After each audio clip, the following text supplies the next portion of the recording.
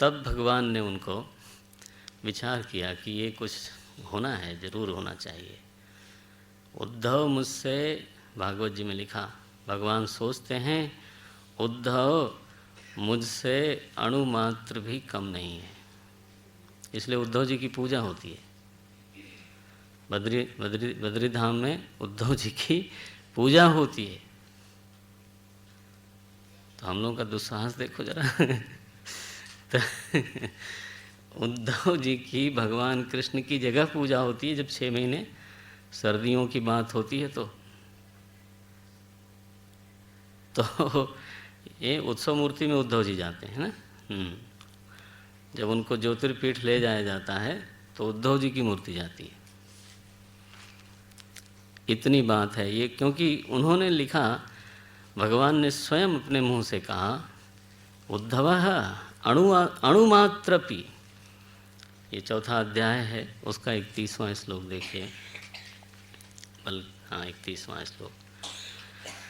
नोद्धवोन्वपि मन्यूनः यद्गुणैर्नादितः प्रभु। बोलते हैं भगवान कि उद्धव जो है ना, मेरे से अणुमात्र भी न्यून नहीं है। अतः यद वयुनम लोकम ग्राह्यन निह तिष्ठतु, इसलिए मैं अब इनको श्रीमद् भागवत का ज्ञान दूंगा और ये लोगों के ऊपर अनुग्रह करते हुए भूलोक में ही रहें। सो उद्धव जी को इतना बड़ा अधिकारी मान करके तो भगवान ने उनको सीधे भागवत अपने मुंह से सुनाई, श्रीमद् भागवत का उपदेश किया। उद्धव जी ऐसे कृपा पात्र हैं।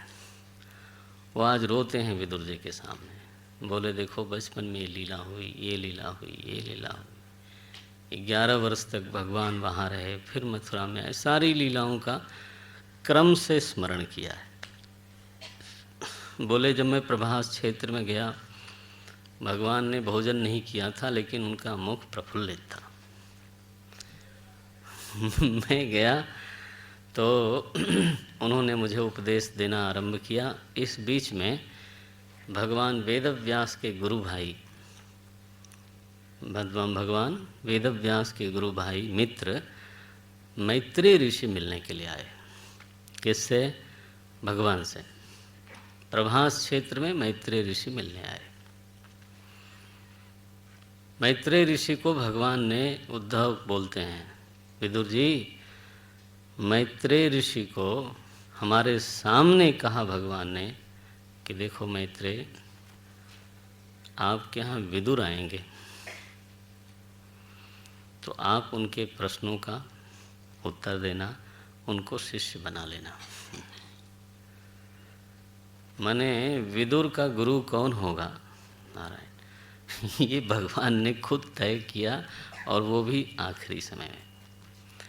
तो जब उद्धव जी ने कहा कि मुझे भगवान ने भागवत सुनाई, तो विदुर जी ने कहा कि आप मुझे सुनाओ, आप मुझे सुनाओ। बोले आपको सुनाने वाला तय हो चुका है, और तय किया है स्वयं भगवान ने, इसलिए आप तो मैत्रेय ऋषि के पास जाओ। और मैं जो यहाँ बैठा था ये सूचना देने के लिए बैठा था। विदुर जी कैसे पुलकित हुए होंगे कि बिल्कुल आखिरी क्षणों में जब सामने उद्धव जी थे और मैत्रेय जी थे, उस समय भगवान को किसी की याद आई तो वो मेरी याद आई। देखो, तो यहाँ भगवान की स्मृति करके विदुर जी रोते हैं, और जोर जोर से रोते हैं। लिखा है, आत्मानं च कुरु श्रेष्ठ कृष्णेन मनसेक्षितं ध्यायन् गते भागवते रुरोद प्रेम विह्वलः रुरोद प्रेम विह्वलः। तो विदुर जी प्रेम विह्वल होकर के कि भगवान ने मनसा ईक्षितम आत्मानम, मुझे भगवान ने अपने मन में आखिरी समय याद किया। इतने बड़े बड़े लोग हुए, लेकिन मालिक साहब का जो हो चुका, याद तो उसी की आती है। पितामह भीष्म से भगवान खुद मिलने गए, विदुर को खुद याद करते हैं, तय करते हैं। अब प्रश्न आता है कि उद्धव जी ने अगर भागवत सुना दी होती विदुर जी को तो क्या दिक्कत थी? इन प्रसंगों से ऐसा लगता है कि देखो, ज्ञान सब में बराबर होवे तो भी जो स्वभाव और शैली है वो सबकी अलग होती है, और हर स्वभाव हर शिष्य को जमता नहीं, हर शैली हर शिष्य को जमती नहीं। गुरु में ज्ञान की कोई कमी नहीं है, उसकी निंदा कभी नहीं होनी चाहिए।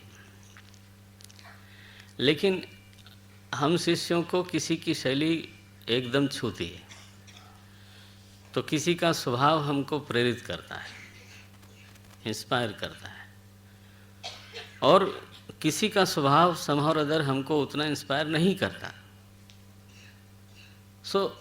स्वभाव भेद से गुरु शिष्य का जो संबंध है वो भी कुछ जम जाना चाहिए, तब जाकर के यात्रा होती है। तो विदुर जी की इतनी चिंता है भगवान को, तो उद्धव को बोल देते ना कि जब वो आएंगे तो तुम कहना। और विदुर जी ने तो उद्धव जी के सामने प्रश्न किया, लेकिन भगवान को तो विदुर का स्वभाव मालूम है। देखिए, जो कर्मठ रहा है, कर्म क्षेत्र में रहा है, और महामंत्री होने के नाते हजारों लोगों की कुटिल वृत्तियों को डील करता रहा है। आफ्टर ऑल, राज्य चलाना कोई आसान नहीं, हर तरह के लोग तो मानव स्वभाव के जो कुटिल पक्ष की चीज़ें हैं वो विदुर जी को मालूम है। उसमें अपनी नीति पर रहना, उनके साथ निभाना, ये सारा जीवन उनका ऐसा रहा है। तो उनको कोई भोला भाला गुरु मिले तो कई बार अप्रिशिएशन नहीं हो पाता।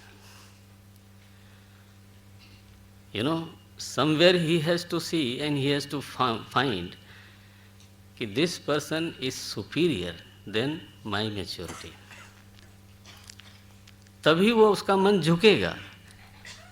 नहीं तो आदर कर सकता है, लेकिन आप समझते हो, जो कर्म के क्षेत्र में बहुत परिपक्वता प्राप्त करते हैं उनको मैच्योरिटी पसंद होती है। they will fail to bow down, surrender. हम संतों से मिलते रहते हैं। मैंने अभी पीछे बच्चों को बताया कि तो गोवर्धन पीठ के शंकराचार्य जी महाराज, इस समय स्वामी निश्चलानंद जी महाराज, तो वो रहे महाराज जी के यहाँ, पढ़े वहाँ, लेकिन जब संन्यास लेने की पारी आई तो वो गए कृपात्र जी महाराज के यहाँ। क्यों? तो उनके चित्त में जो एक नियम निष्ठा और वो सब है, वो उनको कृपात्र जी महाराज में ज़्यादा दिखती थी, तो वहीं गए। और मज़ा ये है कि वहाँ जाके फिर आए यहाँ। तो मैं जब जाता था तो हमारी भेंट होती थी, डिस्कशन होता था, चर्चा होती थी, और महाराज जी की उदारता ये कि उनके लिए अलग व्यवस्था थी फिर भी। अब हमारे मन को वो उदारता छुएगी, वो कट्टरता नहीं छू सकती। किसी के ज्ञान में कमी नहीं होती, लेकिन फिर स्वभाव मिलना चाहिए ना, फिर शैली से प्रेम आना चाहिए ना। तो ऐसा कहीं मिलन हो जाए तो साधक की बनाती है।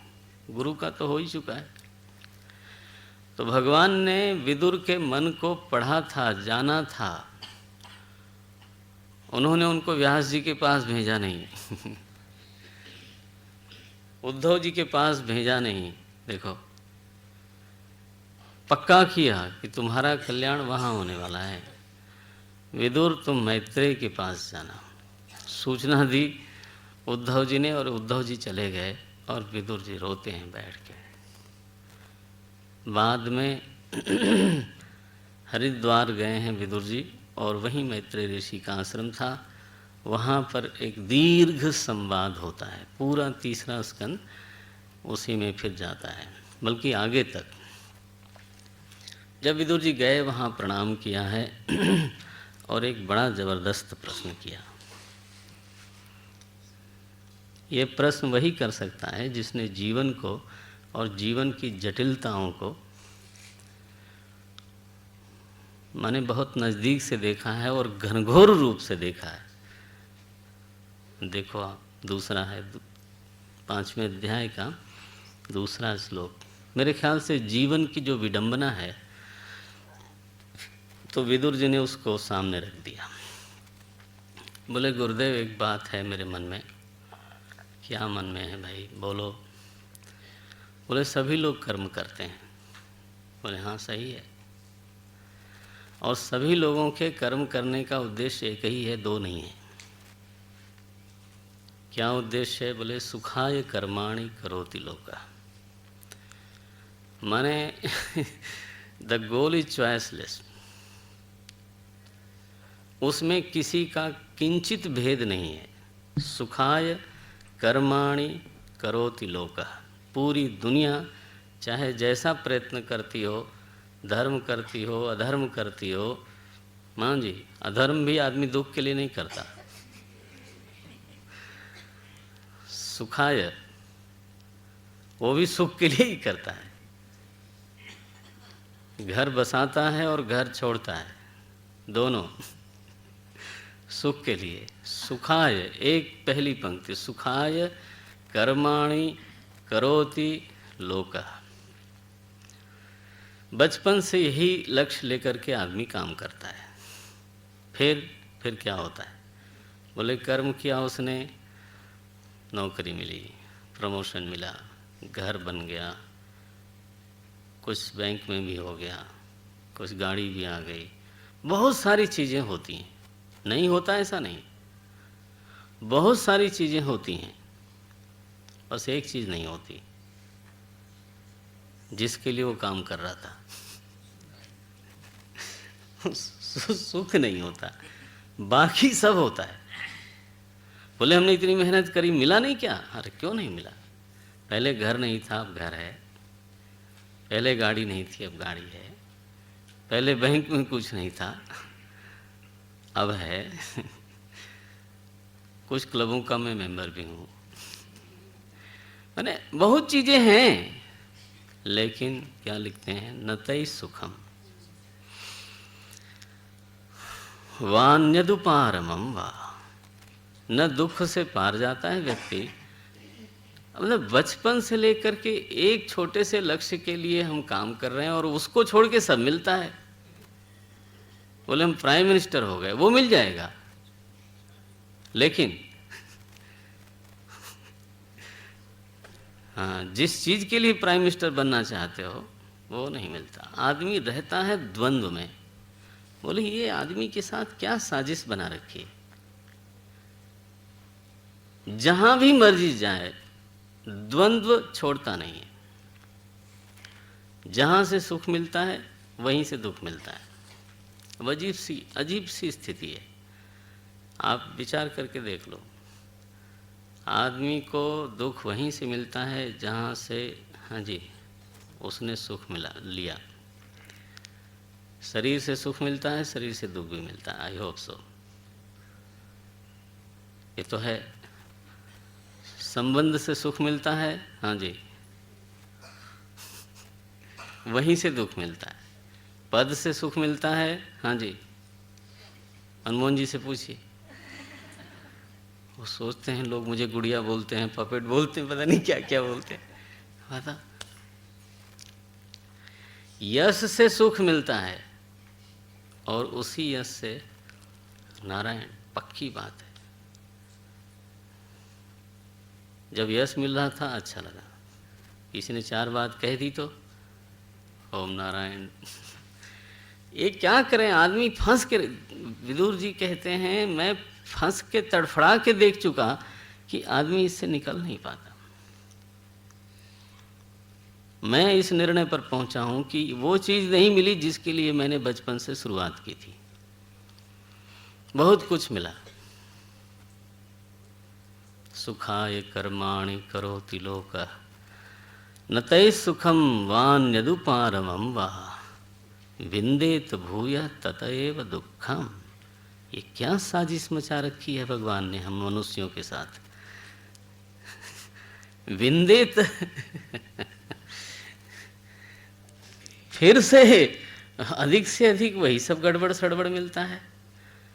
और समाज की मांग ये है कि आप बाहर निकलो तो मुस्कुराते हुए निकलो। वो कहते हैं यू शुड बी प्रेजेंटेबल। मांग ये है। बहुत विचित्र है। अब ये कौन पूछ सकता था?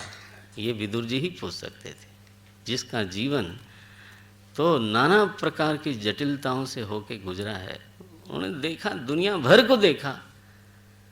बोले महाराज ये मैं तो देखता हूँ ऐसा, यदत्र युक्तम भगवान वदेन्नः। हे भगवान, इस विषय में आपका क्या कहना है? कोई रास्ता है कि आदमी इस द्वंद्व से निकल जाए? इंद्र के बारे में हम सुनते हैं, वहां भी यही समस्या रहती है। छोटे छोटों की क्या बात करूं? छोटों को लगता है कि वो ठीक हो गए होंगे। उनके पास जाके देखो, ये द्वंद्व।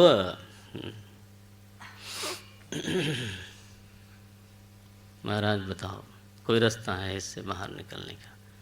बोले तुम महामंत्री थे, इतने बुद्धिमान हो, विदुर नीति प्रसिद्ध है, तुमने कोई रास्ता निकाला? बोले मेरा निकल गया होता तो फिर बोले पहला रास्ता यही है कि इस द्वंद्व से वैराग्य हो। ये भ्रम टूटे कि कोई और परिस्थिति आएगी तो जिसमें द्वंद्व नहीं होगा। यानी इस भ्रम को ले करके अगर परिस्थिति का चुनाव करना चाहते हैं तो करते रहो। एक यात्रा ये है कि परिस्थिति सुधारो, परिस्थिति सुधारो, परिस्थिति सुधारो। लक्ष्य क्या है जीवन का? बोले परिस्थिति सुधार। वो कभी भी एक सरीखी नहीं होती, उसमें द्वंद्व जरूर होगा। तो कोई संवेदनशील मुमुक्षु हो, उसका ये भ्रम ही टूट जाए कि ऐसी कोई परिस्थिति नहीं आने वाली है जिसमें द्वंद्व न हो। बस छुट्टी। और इसलिए अब मुझे किसी परिस्थिति की कामना नहीं है। ये नहीं कि आवेश के कारण, विचार के कारण I have come to this conclusion कि मैं कोई परिस्थिति मांग लूं और वो निर्द्वंद्व रहे, ये हो नहीं सकता। इसलिए अब तो कोई ऐसा उपाय निकलना चाहिए जिसके जरिए मैं परिस्थिति में न रहूं, परिस्थिति निवासी न रहूं। अभी हम सब लोग कहाँ हैं? परिस्थिति में। बोले प्रभु निवासी हो जाए व्यक्ति, यही समाधान है। गीता में 12वें अध्याय में भगवान ने कहा, मयि एव मन आधत्स्व मयि बुद्धिम निवेशय निवसिष्यसि। हाँ, निवसिष्यसि कुत्र न परिस्थित्याम मयि एव। बस यदा एवं भवति तदा समाधानम भविष्यति। हमको कहीं न कहीं ये रोग लगा हुआ है कि ये परिस्थिति गड़बड़ है, अगली वाली ठीक हो जाएगी। वो अगली वाली में इंद्र की भी परिस्थिति का यही हाल है। और इस नियम को तो हमारी बुद्धि ने पहचाना ही नहीं अभी तक कि जहाँ से सुख आता है बिल्कुल पक्का है, वहीं से दुख आता है। भगवान ने लिख के बताया, नजर नहीं जाती। ये ही संस्पर्शजा भोगा हाँ दुख योनि एवते। ये दुख की योनि है, वहीं से निकलेगा। बोला है, लेकिन हमारी बुद्धि सम और अदर अभी प्रतीक्षा करती है कि कोई तो एक ऐसी परिस्थिति आने वाली है जिसमें केवल सुख होगा तो दुख नहीं होगा, तो हम जीवन में निर्द्वंद होके रहेंगे। किसके बूते पर? परिस्थिति के बूते पर। मरो, क्या करो? 2-4 जन्म जाने वाले हैं, और क्या। आज आ जाए वैराग्य, इसी को वैराग्य बोलते हैं ना। यहाँ मूत्रार्थ फल भोग विरागा, वो यही तो है वैराग्य। समझ में आ गया कि चाहे यहाँ की परिस्थिति हो, बाहर की परिस्थिति हो, वहाँ तो समाधान है ही नहीं। इच्छा क्या हुई फिर? परिस्थिति से बाहर निकला जाए कैसे? प्रभु को जानो, प्रभु में समाओ, ये उत्तर है। शुरू हुआ, विदुर जी ने बहुत सारे प्रश्न किए प्रभु के बारे में, प्रभु की सृष्टि के बारे में। शुरू में यहाँ उत्तर है, प्रभु का बिल्कुल स्वरूप जैसा है, परिस्थिति शून्य। एक चेतन सत्ता ही ऐसी है जिसके आसपास कोई परिस्थिति नहीं है। शरीर सत्ता हमेशा परिस्थिति में है। 22वां श्लोक है, 23वां। भगवान एक आसेत, ये चतुश्लोकी भागवत की कॉपी है, समझिए। भगवान एक आसेत अग्रे, आत्मा आत्मनाम विदुः। बस केवल वही है। विदुर उस स्थिति में जाना है। बहुत ही बढ़िया ये प्रसंग है, लेकिन आपको स्वाध्याय करना पड़ेगा गहराई से। बोलते हैं, वह जो आत्म चैतन्य है, जब उसने दृश्य का अनुसंधान किया ना, दृश्य की ओर देखा, बस उसी को माया बोलते हैं। ऐसी सुंदर परिभाषा दी 25वें श्लोक में। देखिए, सवा एतस्य संद्रष्टुः शक्ति सदसदात्मिका माया नाम महाभाग ययेदम निर्ममे विभो। चेतन जब दृष्टा बना, कौन? चेतन जब दृष्टा बना और दृश्य का उसने अनुसंधान किया, बस वो माया है। बोले, उससे क्या हुआ? उससे निर्ममे विभु, पूरी दुनिया बन गई। अब मैं मेरे व्याख्या नहीं कर सकता इसकी। ऐसी परिभाषाएं हैं भागवत जी में, आप आदरपूर्वक पढ़ें, देखें। बोलते हैं, उसी ने प्रकृति को स्वीकार किया, महत तत्व की उत्पत्ति हुई। महत तत्व से अहंकार की उत्पत्ति हुई, अहंकार से पंच तन्मात्राओं की उत्पत्ति हुई, पंच तन्मात्राओं से इंद्रियों की, 10 इंद्रियों की, मन बुद्धि की, प्राण की उत्पत्ति हुई, और उसी पंच तन्मात्राओं से फिर स्थूल की उत्पत्ति हुई और विराट की उत्पत्ति हुई। सो अव्यक्त चेतन से विराट तक की उत्पत्ति, ये भगवान ही अव्यक्त रूप में भी हैं और भगवान ही, हाँ जी, जगत रूप में व्यक्त हो रहे हैं। ये इतना है, सर्व सहित भी हैं और सर्व रहित भी हैं, बल्कि ऐसा कहना चाहिए, सर्वरूप हैं और सर्व रहित हैं। तो महत तत्व, पंच महाभूत आदि, इंद्रिया आदि की जो सृष्टि हुई, भगवान नारायण से हुई। फिर उसी क्रम में भगवान के नाभि से, माने भगवान से, नाभि नाभ्या अस्य अंतरिक्षम कहा गया वेद में, एक कमल निकला। कमल माने कमल का फूल निकला, ऐसा हम लोग टीवी पर देखते हैं, लेकिन यहाँ भागवत जी में कमल का लक्षण किया गया सर्वलोकमय। ये कमल कैसा है? सर्वलोकमय, माने समूचे एक ब्रह्मांड को ही कमल कहा गया, और उस पर ब्रह्मा जी बैठते हैं। क्या मतलब है? सर्वलोकाभिमानी चेतन को ब्रह्मा बोलते हैं। अब आई हैव टू से दिस, जैसे पिंडाभिमानी को जीव बोलते हैं, हाँ जी, मानो ये शरीर कमल है, मानो, अब इसमें आप लाल रंग न खोजने लगना। हाँ, मानो ये शरीर कमल है और इस कमल पर कौन बैठा? बोले जीव बैठा। ठीक, उसी तरह से सर्वलोकमय एक कमल है और उस पर कौन बैठा? बोले ब्रह्मा जी बैठे। और ये सर्वलोकमय कहाँ से आया? बोले वो भगवान विष्णु की नाभि से निकला, माने उन्हीं से निकला। सो ब्रह्मांडाभिमानी हो करके तो ब्रह्मा जी अवस्थित हुए। उन्हीं से फिर जो सृष्टि बननी शुरू हुई, पहले उनको भगवान नारायण ने उपदेश किया और फिर उन्हीं से जो सृष्टि बनी उस सृष्टि को बोलते हैं, क्या बोलते हैं? विसर्ग। अभी तक जो सृष्टि थी उसको कहा गया सर्ग। अब जब आगे ब्रह्मा जी ने सृष्टि आरंभ करी तो उसको कहा गया विसर्ग। ये ब्रह्मा जी ने ही, जो संकर्षण महाराज से ब्रह्मा जी को उपदेश मिला, अपनी गुरु परंपरा मैत्रेय ऋषि बताते हैं।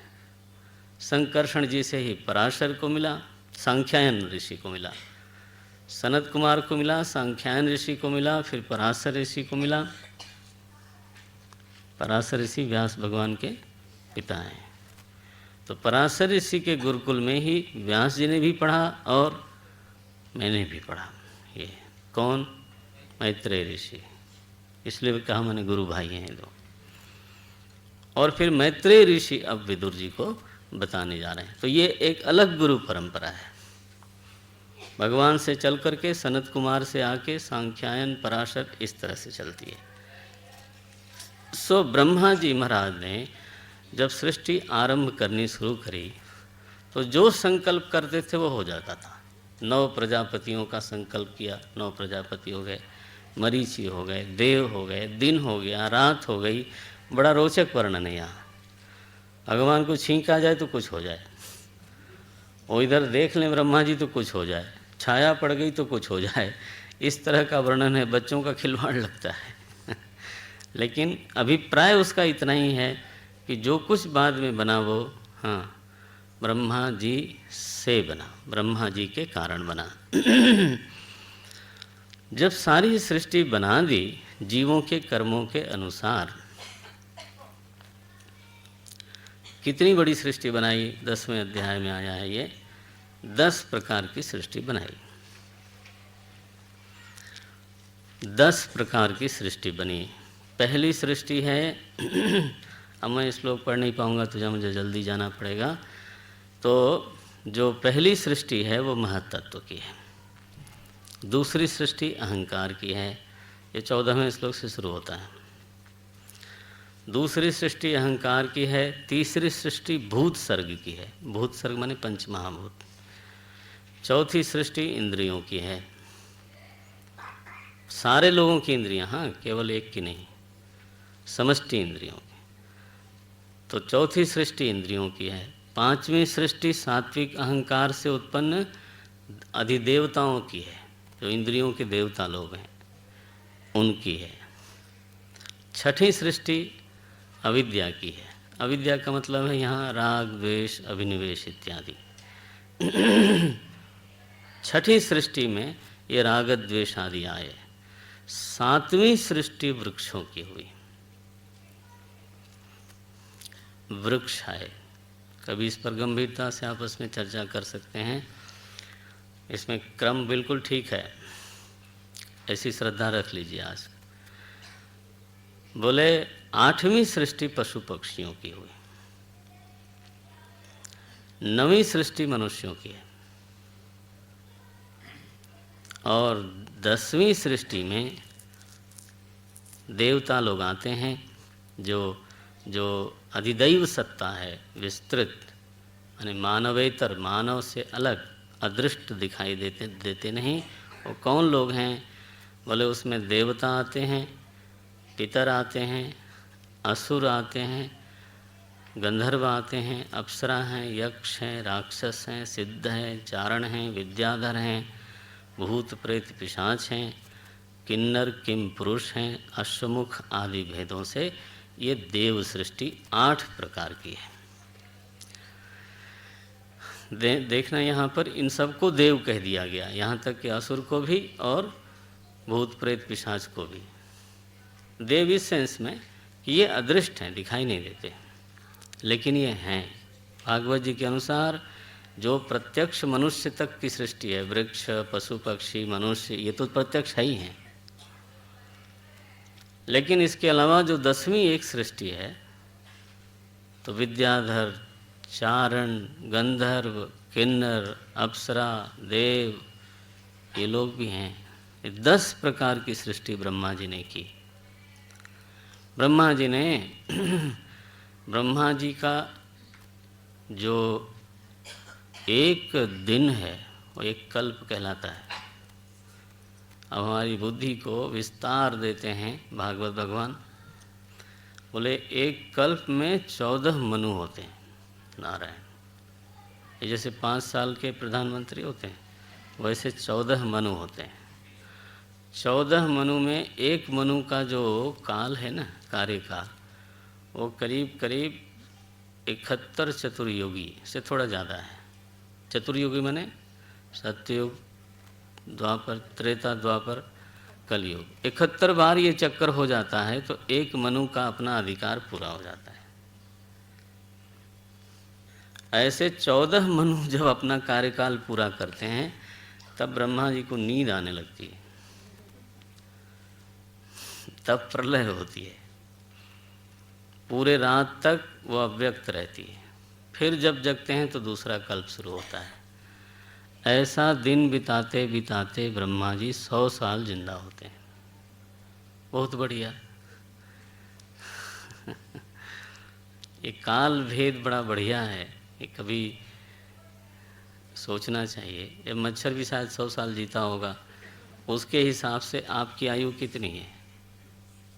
बहुत छोटे छोटे कीटाणु हैं जो आपके दिन में मेरे ख्याल से चतुर्युगी पूरी कर लेते होंगे। हाँ, ये काल का ऐसा परिमाण है, कोई एब्सोल्यूट पैरामीटर नहीं है काल का, विस्तार बहुत है। वो कहते हैं ब्रह्मा जी के ये पूरी आयु भगवान के एक निमेष की तरह है। सो इस तरह से मनुओं का वर्णन किया है। 14 मनु हुए, हर मनु के समय में एक इंद्र होता है, कुछ देवता लोग होते हैं, 7 ऋषि होते हैं। ये सब कैबिनेट मिनिस्ट्री है उनकी। जो मनुष्येतर दैवी शासन है, जो इस सृष्टि का संचालन करती है, उसकी सूचना दी भागवत भगवान ने। हम ये मान के चलते हैं कि मनुष्य ही इस सृष्टि का शासक है, वो धारणा टूटनी चाहिए। केवल वही सच नहीं है। मनुष्य बहुत छोटा शासक है। देखो आप, मनुष्य मनुष्यों पर शासन कर पाता है, वो भी समग्र रूप से नहीं। बहुत ही विचित्र मामला है। आपके अच्छे कर्मों के लिए कोर्ट में कोई प्रोविज़न नहीं है, बुरे कर्म के लिए प्रोविज़न है, अगर वो मिल जाए तो।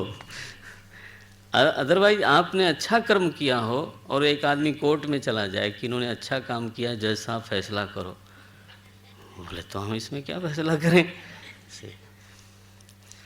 समूचे कर्मों का कर्ता को फल देने का सामर्थ्य किसी राजा में नहीं है, किसी देश के संविधान में नहीं है।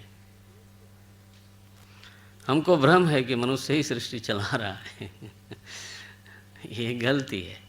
पशु पक्षियों पर शासन मनुष्य करता नहीं, वृक्षों पर शासन करता नहीं, ऋतुओं पर मनुष्य का शासन है नहीं, ग्रह नक्षत्रों पर है नहीं।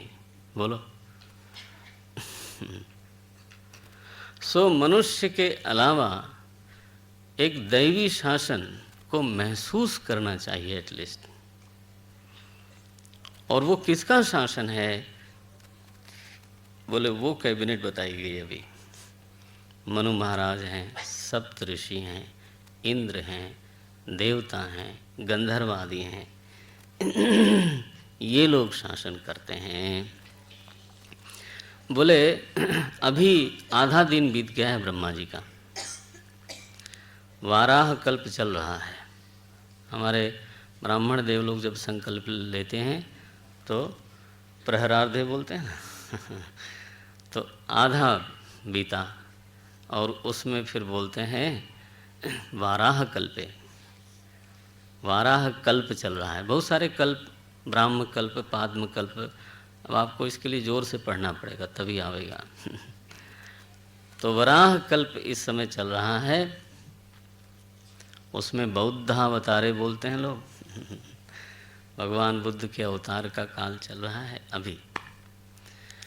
तो हमारे मैत्रेय ऋषि ने कथा बताई कि आरंभ में सुनो विदुर जी, ब्रह्मा जी ने जब सारी सृष्टियां बनाई ना तो भी उनको लगा कि सृष्टि का जितना विस्तार होना चाहिए था वो हो नहीं रहा है।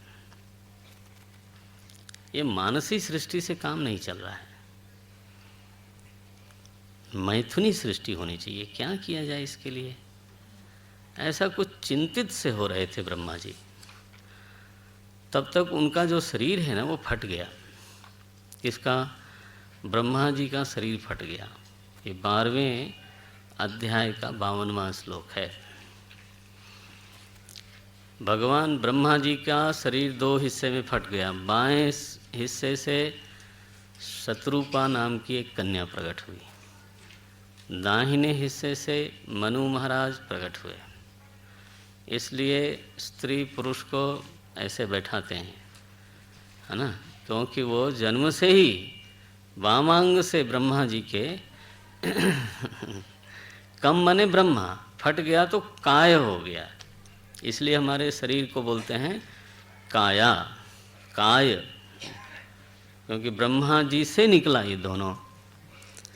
दाहिनी तरफ से मनु, बाईं तरफ से तो शत्रुपा निकली और फिर दोनों का विवाह हुआ।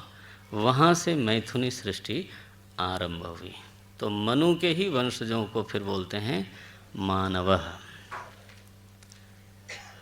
अब जब मनु महाराज ने हाथ जोड़ करके पूछा ब्रह्मा जी से कि प्रभु मुझे बताओ मेरे लिए क्या आज्ञा है।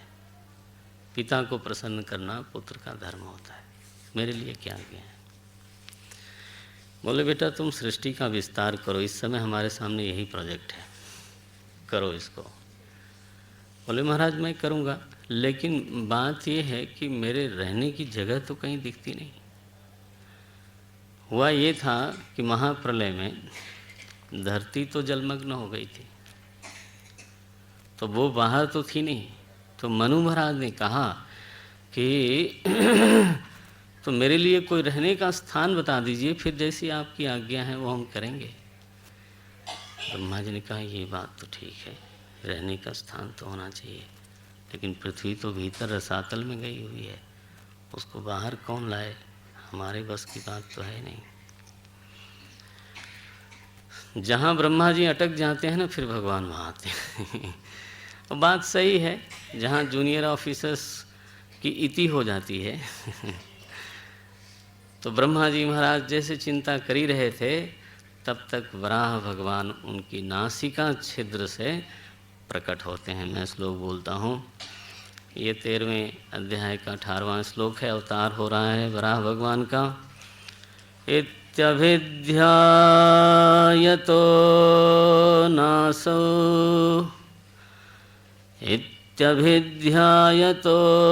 नासा विवरात् सहसा नघ, वराहतो को निरगात् अंगुष्ठपरिमाणकः,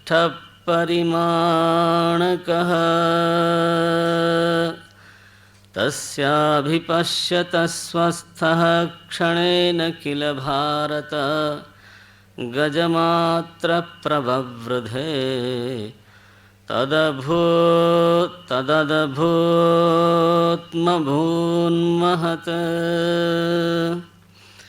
बोलिए वराह भगवान की, बोलिए वराह भगवान की, बोलिए वराह भगवान की। सो महाप्रलय में जो ये धरती जिस पर हम लोग इस समय हैं, ये रसातल में थी। ब्रह्मा जी के बस की बात नहीं थी। ब्रह्मा जी ने केवल चिंता की और वराह भगवान प्रकट हुए। देखते देखते वो गजराज की तरह विशालकाय हो गए और नीचे गए जल में। अपने दांतों के ऊपर पृथ्वी को उठाया उन्होंने। क्या शोभा हुई होगी, नहीं। दांतों के ऊपर पृथ्वी को उठा के चले आ रहे थे। तो यहाँ मैत्रेय ऋषि कहते हैं कि बीच में उनको हिरण्याक्ष मिला। उसने बहुत कुछ बोला लेकिन भगवान ने उसको सुना नहीं, और धरती को ला करके वराह भगवान ने थोड़ा ऊपर उसको स्थापित कर दिया, व्यवहार के योग्य बना दिया। अभी कैसा लगती होगी धरती ऊपर से, चारों तरफ समुद्र और उसमें थोड़ा सा एक है ना जिस पर हम लोग व्यवहार करते हैं। और चूंकि हमारी अल्प दृष्टि है तो समुद्र दिखता नहीं, तो हम समझते हैं धरती धरती है। मैं जब अंडमान में गया तो हमने कहा ये तो बहुत विचित्र दृश्य है, जिधर से देखो उधर ही समुद्र दिखता है। तो लगता है कि बस वो समुद्र के बीच में थोड़ा उभरा हुआ हिस्सा है जिस पर आप क्रिकेट खेल रहे हो वो केवल अंडमान की स्थिति नहीं है, समूची धरती की स्थिति यही है।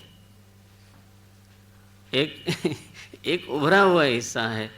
धरती को इस रूप में किसने स्थापित किया?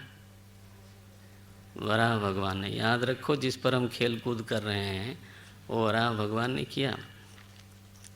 एक बार उनको स्थापित कर दिया उन्होंने और मैत्रेय जी बड़ा संक्षेप में बोलते हैं कि फिर इसके बाद वो लौट के गए और उन्होंने हिरण्याक्ष को खेल खेल में मार दिया।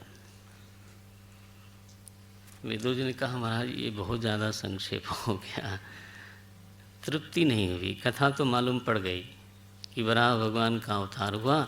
और ध्यान रखना, ये जो हिरण्याक्ष है इसने धरती की चोरी नहीं की थी। एक कथा जैसी है वैसे ही समझना चाहिए। धरती तो महाप्रलय में पहले से लीन थी। हिरण्याक्ष को धरती से कोई लेना देना नहीं था। उसको हो रही थी खुजली लड़ने की अभी आएगा फिर से। वो गया वरुण लोक में, उसने कहा युद्धम देहि। अब वरुण भगवान को बुरा तो बहुत लगा, लेकिन मालूम था कि लड़ूंगा तो पिटाई हो जाएगी तो बोले थोड़े दिनों में तुमको युद्ध मिलने वाला है, वराह भगवान आए हुए हैं, उनसे जाके मांगो, वो मिलेगा तुमको। तो वो कोई धरती से छेड़छाड़ करने का उसका कोई विचार नहीं था। वो मांग रहा था कौन लड़ता है मेरे साथ सो भगवान से हिरण्याक्ष की लड़ाई हुई। विदुर जी ने कहा महाराज जरा इस विषय को थोड़ा विस्तार से बता दो, ये हिरण्याक्ष बीच में कहाँ से आ गया, ये कौन है भाई? बोले ऐसा हुआ विदुर जी, विचित्र कथा है ये। कश्यप ऋषि की दो पत्नियां थीं, दिति और अदिति। ये कथा आरंभ हुई इस प्रश्न के कारण। अदिति के जो लड़के हुए उनका नाम पड़ा आदित्य, और दिति के जो लड़के हुए उनका